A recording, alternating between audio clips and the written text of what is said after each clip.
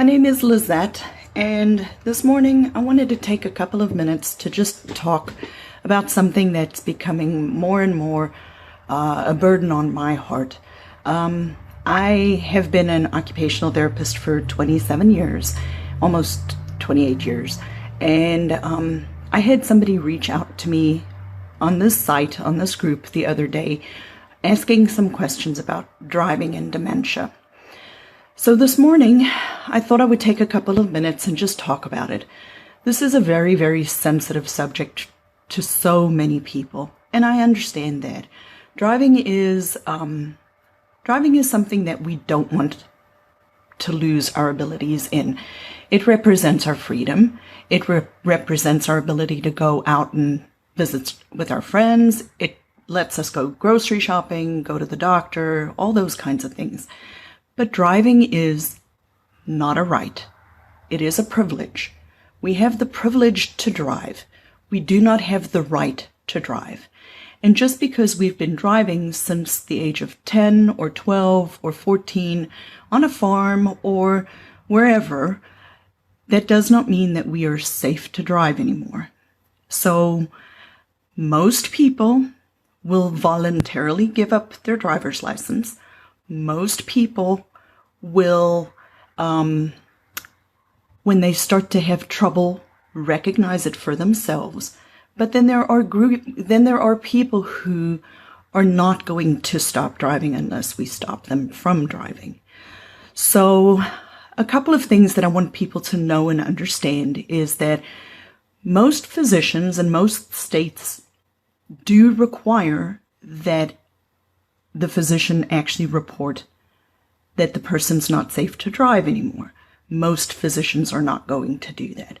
So it becomes our responsibility as family members and as healthcare professionals or other people who have the interest of the greater good and not just mom or dad's or aunt's or mine at heart to start to be more proactive about driving and driving with dementia. So just a couple things that I want people to realize is that as we go through dementia, as our abilities start to decrease, our whole world decreases. It goes from out there back in. And we get to a point with dementia, and you hate to correlate an adult with dementia with the chronological ages of children. However, there is a strong correlation, like an inverse correlation between people who have dementia and how they are progressing or regressing back through their ability to function. So if you think end stage of dementia is similar to an infant, well, mid and moderate stages of dementia start to become comparable to children between the ages of 10 and 16 years old. So we get to a point where there's really not an option. We need to be able to take action and help our parent or our loved one not drive. So what are some things that you need to be looking out for? So when people start to have trouble with things like managing their medication, when they have trouble paying their bills or balancing their checkbook, if they're having confusion about where to go or they're getting lost driving to familiar places, if they are having trouble with their vision, if they're having trouble with their hearing and they cannot hear whether there's a emergency vehicle coming, all of these are signs that we need to start paying attention to whether or not mom or dad or auntie should be driving. So I know it's hard. I understand it's difficult, but there are so many options out there. Nobody's going to voluntarily give up their right to drive or their privilege to drive because it's not a right. Nobody's going to voluntarily give up their privilege to drive unless there's a plan in place. So as a loved one who, somebody who has a loved one who is struggling with driving, I want you to think about it this way. The example that and this has actually happened. I know people don't always believe that these things happen, but I've had patients who were found 2 counties away from home, who had gotten in the car and just took off. And thankfully they ran out of gas and still had enough awareness to see that their car's gas tank was empty and stopped at a gas station. The gas station attendant actually saw that they were confused and called the cops. The cops figured out who they were and sent them to the local regional hospital. These things happen. So when I hear people say, well, mom and dad can drive to church, or mom and dad can drive to, the doctor's office because they've lived in this small town for their entire life, that may be true up to an extent. What if there's a roadblock? What if there's construction? What if there's an accident and all of a sudden they get turned around? Even though they're living in a familiar surrounding, they get turned around and they take off. And they live in a cold climate and they just go. And they get stuck on the side of the road.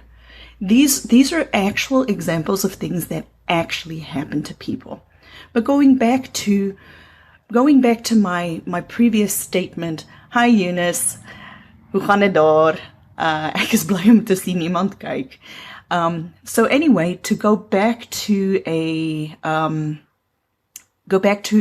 why don't people give up their own licenses? Well, one, they're not thinking clearly anymore. And number 2, they don't have the ability to make that decision anymore. Just as much as they don't have the ability to make higher level decisions about other things, they don't have the ability anymore to make the decision whether they're going to drive or not. So unless we get a plan in place for mom or dad, they're not going to stop driving. So here's some suggestions just off the top of my head. There's some rideshare apps that can help with this. There's a thing called GoGo Parent or GoGo Grandparent that you can help set. They're not going to be able to set this up. So we need to help them set these kinds of things up. There are volunteer driving services out there. Churches. A lot of churches will actually help take people to their appointments. They're not going to do it unless they know, unless you ask for help. A lot of, like here where I live in South Carolina, our area agencies for aging have the capacity for people over, I think it's the age of 62, to get lifts, to get somebody to pick them up and take them to appointments. So I want to strongly encourage us all as, hi Michelle, I see South Africa is highly represented today. That's kind of fun. So I want us to truly start to take action and not just wait for something to happen. The reason it's so dangerous is because in my opinion, it's one thing for mom or dad or grandma or grandpa to put themselves at risk. That's bad enough. They get in an accident, they run their car off the road, and they kill themselves. That's a tragedy. That's bad enough. But where I start to really struggle with this is they're not the only ones on the road.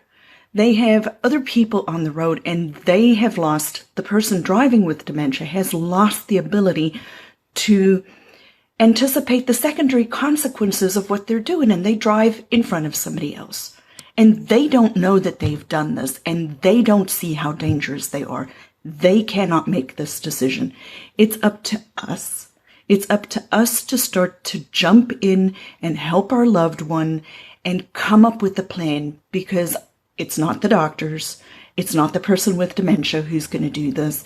It is the people who are around the people who are living with dementia who end up having to make these decisions. But like I said at the beginning, nobody's going to do this on their own unless there's a plan in place for them. They still need to be able to get around. They still need to be able to have their independence. So I'm pleading with you, if mom or dad gets lost driving to familiar places, it's time to take their license away. Don't wait. It's not safe anymore. It's not safe for them. It's not safe for the people on the road with them. It's certainly not safe for the kids playing next to the side of the road if they can't respond fast enough and then drive and kill a child. And these things happen. I've checked with some insurance companies. The insurance companies won't give me an answer regarding whether or not this is something that they cover or not cover. It's a case-by-case basis. Are you going to wait? Are you going to wonder? Are you going to see mom kill somebody before you help her? So I plead with you, please, and I know this is a sensitive topic, and I know I'm probably not going to be very popular for bringing this up today, but I plead with you, start to help your loved ones with driving when they have dementia. And it's much sooner, much sooner than you think we have to start to have this conversation with them. And don't believe that they're going to understand and be willing. It is going to be a struggle. It is going to be something that you have to work through with them. But just ignoring it is not going to make it go away. And it will get worse. And so I hope this was helpful. Please reach out. Please put in the comments if you have questions. Please, ask me questions regarding this. There's a great book. It was written by a lady by the name, she's actually also an occupational therapist. It's called Driving with Dementia. I'd recommend you get this. It's like $10. You can buy it on Amazon. Her name is Debbie Ricker. She's an occupational therapist, but she also specializes in driving and driving with dementia. So go ahead. Here's a plug for Miss Debbie Ricker. I can't say her name. Get the book, read the book, start to help your loved ones with driving. And thank you so much for watching this morning. I see Cynthia was on. I see a Barb in Antonio, Texas was on, and a couple of other people. So I hope you have a good day. And like I said, put comments, questions in the bottom here, and I'd be happy to reach out and speak with you guys. Thank you. Have a good day. Bye.